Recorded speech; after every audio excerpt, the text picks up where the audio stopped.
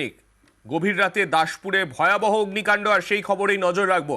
দাসপুরের রসিকগঞ্জে ধূপ কারখানায় আগুনের লেলিহান শিখা গ্রাস করে পুরো কারখানাকে। গতকাল রাতভর দাউ দাউ করে সেখানে আগুন জ্বলেছে এবং তারপরে এখনো পর্যন্ত সকাল থেকেও কিন্তু আগুন জ্বলছে সেখানে। আগুনে পুরোপুরি ভস্মীভূত হয়ে গেছে এই ধূপ কারখানা। খবর পেয়ে ঘটনাস্থলে দমকল পৌঁছয়। এখনো পর্যন্ত 6টি ইঞ্জিন কাজ করছে সেখানে দমকলের, এমনটাই খবর উঠে আসছে।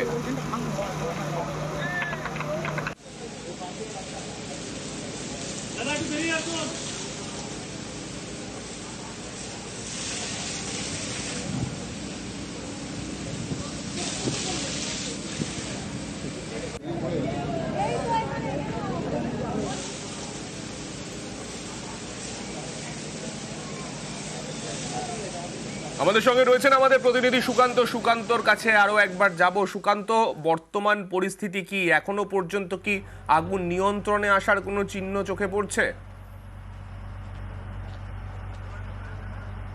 দেখো সান্নিক, দমকল কর্মীদের সাথে, আধিকারিকদের সাথে আমরা কথা বলেছিলাম। তারা অবশ্য সংবাদ মাধ্যমে কোনো প্রতিক্রিয়া দিতে চাইছেন না, তবে যেটা জানিয়েছেন যে আগুন নিয়ন্ত্রণে, কিন্তু তাদের বক্তব্য যে আগুন ছড়িয়ে পড়ার আর কোনো সম্ভাবনা নেই, কিন্তু এখনো পর্যন্ত আগুন নেভাতে বেশ কিছু সময় লাগবে বলে তারা দাবি করছে।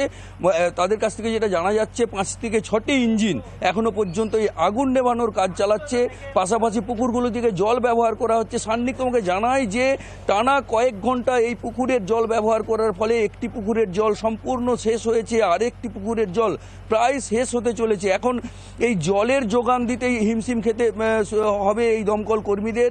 যেটা দমকল কর্মীরা জানাচ্ছেন যে এত বেশি মজুত করা ছিল এই ধূপের কাঁচামাল, সেই কাঁচামাল এখনো পর্যন্ত গোডাউনের মধ্যে জ্বলছে। এবং শুধু তাই নয়, ওই যে কংক্রিটের বিশাল যে কারখানা, সেই কারখানা আগুনের এতই তীব্রতা যে সেই কংক্রিটের কারখানা ভেঙে পড়ছে। এখনো পর্যন্ত এলাকার মানুষ তারা এসে চেষ্টা যেমন চালাচ্ছেন, সেই রকম পুলিশ প্রশাসন, দমকলের কর্মী সবাই মিলে চেষ্টা চালাচ্ছেন। সান্নিক, তোমাকে জানিয়ে রাখি, এই যে কারখানা, এই কারখানায় বেশ কয়েক হাজার কর্মী কাজ করে এবং সেই কর্মীদের এখন দুশ্চিন্তা, তাদের কাজ কি হবে। তারা হাও হাও করে কাঁদছে যে আমরা দীর্ঘদিন, কেউ 6 বছর, কেউ 8 বছর, কেউ 20 বছর ধরে এই কারখানায় শ্রমিকের কাজ করেন, এই কাজ করেই তাদের সংসার চলে। তারা এখন মানে এক কথায় কিছু খুঁজে পাচ্ছেন না যে কিভাবে তাদের সংসার চালানো হবে। আমার পিছনেই দমকলের বড় গাড়ি রয়েছে এবং একাধিক এই রকম দমকলের গাড়ি আগুন নিয়ন্ত্রণের চেষ্টা চালাচ্ছে। সান্নিক, এখনো পর্যন্ত বেশ কিছু সময় লাগবে। তবে এই যে ধূপ কারখানা, সেই কারখানার মালিক রাজকুমার দাস, তার সাথে কিন্তু এখনো পর্যন্ত যোগাযোগ করে ওঠা সম্ভব হয়নি। সান্নিক, বেশ, ওই কারখানায় যারা কাজ করতেন, যারা ওখানকার স্থানীয় বাসিন্দা, তারা কি বলছেন শোনাবো। এত পরিমাণে আগুন লেগেছে, প্লাস হচ্ছে প্রচুর বোমের মতো ফাটছে। আমরা হঠাৎ দেখি চিচামেচি এসে দেখছি এরকম আগুন লেগে গেছে। ভিতরে বলতে একজন নাইট গার্ড ছিল, সে লাভ মেরে মোটামুটি বেরিয়ে আসছে কোনোভাবে, তাতেও মোটামুটি ভালোই চোট পেয়েছে। দমকল বহুত লেট করে আসছে। দমকল যদি প্রথমের দিকে এসে যেত তাহলে এতটা ভয় হতো না, কিন্তু এত লেট করে ঢুকেছে, তার জন্য বেশি পড়ে যাওয়া। 500 জন কাজ করি মহিলা, 500। হ্যাঁ, আমরা মেশিনে কাজ করি, প্রচুর মাল ছিল। জীবনে অনেক সংসার চলে আমাদের, সবকিছু সংসার ভেসে যাবে আমাদের। কি করবেন এখন? বাকি সড়ক খাবো আমি, আমার পড়া মেয়ে ছেলে, আমার কি করা বাবা, আর কি করে। আমি আরো একবার সুকান্তর কাছে যাব। সুকান্ত, যে কারখানায় আগুন লেগেছিল, এখনো পর্যন্ত সকাল থেকেও তুমি যে ছবি দেখাচ্ছ তাতে এখনো পর্যন্ত আগুনের শিখা চোখে পড়ছে। দমকলের কটা ইঞ্জিন এখন বর্তমানে কাজ করছে এবং দ্বিতীয়ত কতক্ষণ লাগতে পারে পুরোপুরি আগুন নিয়ন্ত্রণে আনতে? কিছু কি জানানো সম্ভব হচ্ছে? কোনো এস্টিমেট বলা সম্ভব হচ্ছে এখনই?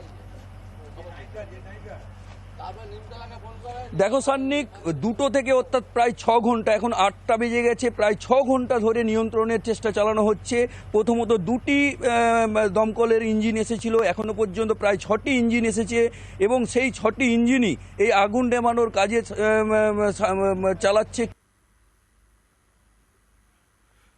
আমরা যে ছবি দেখতে পাচ্ছিলাম সকাল থেকে, এই আগুনের তীব্রতা, আমি আরো একবার সুকান্তর কাছে যাব। সুকান্ত, যেমনটা তুমি বলছিলে দেখো সান্নিক, এখনো বেশ কয়েক ঘন্টা লাগতে পারে বলে দমকল কর্মীরা তারা অনুমান করছেন। তাদের দাবি যে এখনো পর্যন্ত ওই যে কারখানার ভিতরে প্রচুর কাঁচামাল রয়েছে, যে কাঁচামালগুলি জ্বলছে এবং সম্পূর্ণ ওই বিল্ডিংটা ভেঙে পড়ছে আস্তে আস্তে করে।